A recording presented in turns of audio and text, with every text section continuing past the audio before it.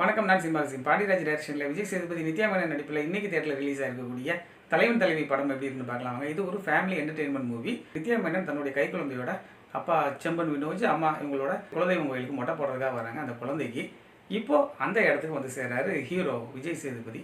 இவங்க 2 பேருக்கும் ஒரு 3 மாதத்துக்கு முன்னாடி ஒரு பெரிய தகராறாகி 2 பேரும் பிரிஞ்சு இருக்கிறாங்க. இந்த இடத்துல பிரச்சனை ஸ்டார்ட் ஆகுது கணவன் மனைவிக்குள்ளே. அந்த குழந்தைய இவர் கைப்பற்ற நினைக்கிறாரு. அந்த குழந்தைக்கு ஒரு பாதி மொட்டை போட்டாச்சு, இந்த பாதி மொட்டை போடணும். இவங்களுடைய திருமணத்துக்கு முன்னாடி இந்த பெண் பார்க்கக்கூடிய படம் எப்படி நடந்தது அப்படிங்கிறத, அதுக்கப்புறமா திருமணம் எப்படி நடந்தது, அப்போ ஒவ்வொரு முறையும் அவங்க சந்தித்த பிரச்சனைகள் என்னென்ன ப்ரெசண்ட்டும் பாஸ்ட்டுமாக மாற்றி மாற்றி காட்டிகிட்டு இருப்பாங்க. ஸோ கடைசி அந்த தம்பதி என்ன ஆனாங்க, அந்த குழந்தைக்கு முட்டையெல்லாம் போட்டு முடிச்சாங்களா இல்லையா அப்படிங்கிறதெல்லாம் இந்த படத்துடைய ஒரு சுவாரஸ்யமான காட்சிகளாக இருந்தது. கிளைமேக்ஸ் வந்து ரொம்பவே அல்டிமேட்டாக இருந்தது.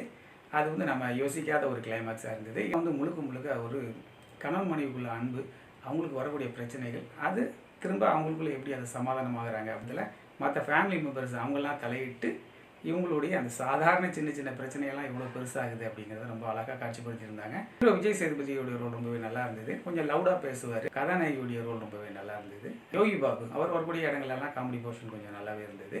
நீங்கள் சம்பாதிக்கிறதுக்காக கடன் நடத்துறீங்களா, சண்டை போடுறதுக்காக நடத்துறீங்களான்னு கேட்பாரு. கதாநாயகிக்கு அப்பாவா செம்பன் வினோஜ் அவருடைய ரோல் நல்லா இருந்தது. அண்ணன் ஆர்கே சுரேஷ் வராரு. ஹீரோவுக்கு அப்பாவா சரவணன், அம்மாவா தீபா, அவங்களுக்கு கொடுத்த வேலையை சிறப்பாகவே பண்ணியிருந்தாங்க. யோகி பாபு சொல்லக்கூடிய அவங்க நார்மல் பீப்புள் இல்லை அப்படின்னு சொல்கிறது எல்லாமே ரொம்ப ரசிக்கும்படியாக இருந்தது. இவங்க 2 பேரும் எப்போல்லாம் சண்டை போட்டாங்க, எப்படி சமாதானமானாங்க, திரும்ப எப்படி மறுபடியும் சண்டை போட்டாங்க, சமாதானமானாங்க, இது விஷயத்தை தான் படங்களுக்கு பேசியிருப்பாங்க.